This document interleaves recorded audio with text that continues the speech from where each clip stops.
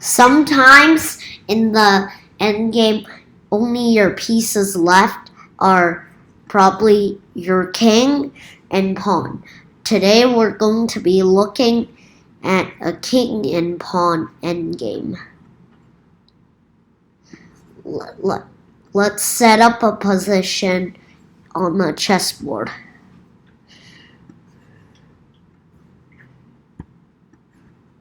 Okay, in this position, white is up a pawn. Comparing this position, it's either a win or a draw. If it's white's move, the king cannot stop the pawn, and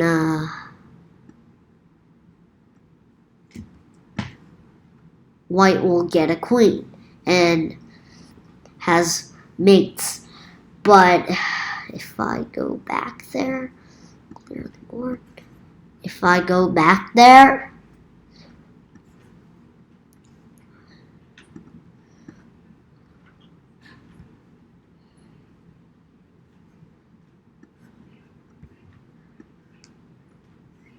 go back here,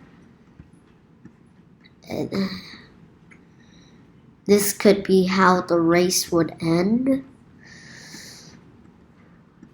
Like this. Actually, white can promote, but would take the queen, and the game is a draw. So if your opponent only has a king left and you're up a pawn, this is why you should be careful about the square. So back in that position, you saw the pawn was 4 squares away from promotion.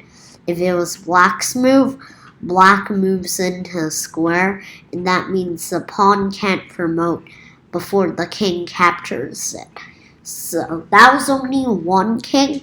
Now let's take a position at where both kings are involved, like this. This position is a draw. This position is a draw if it's white's move or black's move. Let's say it's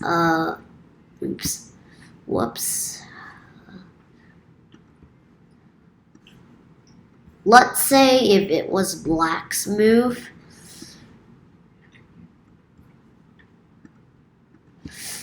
and then they moved back square,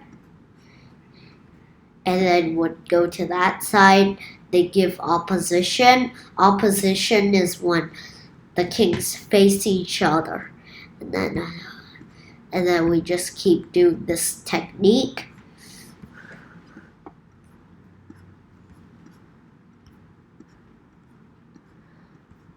And notice every time we do this, we are a rank closer to the end of the board.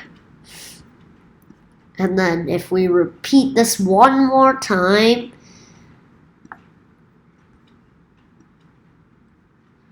the game ends like this, and it's a draw. It's a draw by stalemate. Black has no legal moves. If they move here, we can just take their king like that.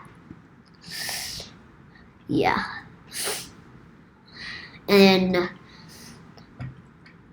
that's how we checkmate with the king and pawn. That's all the strategies for you to checkmate with the king and pawn.